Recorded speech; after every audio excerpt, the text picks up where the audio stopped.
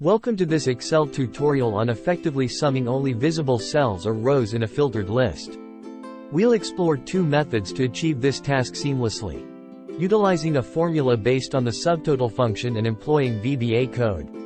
Let's start with the first method, which involves leveraging a formula based on the subtotal function. To sum only the visible cells in a filtered list, we'll use the subtotal function with the 9 argument, designed specifically for summing visible cells. In a cell where you want the sum, enter the formula, such as equals subtotal 9, B2, B10. Adjust the range to match your data. Press enter to apply the formula. The formula dynamically adjusts its result based on the visibility of filtered rows. By following these steps, you'll effectively use the subtotal function to sum only the visible cells in a filtered list.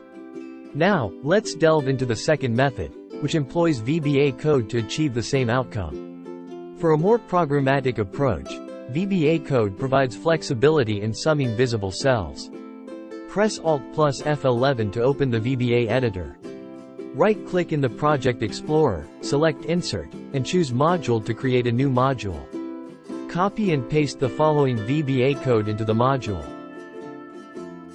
This code defines a custom function sum visible cells that sums only visible cells in a given range. Return to your Excel sheet and use the custom function. Type this formula, equals sum visible cells, B2, B10. Adjust the range as needed. By following these steps, you'll employ VBA code to sum only visible cells in a filtered list.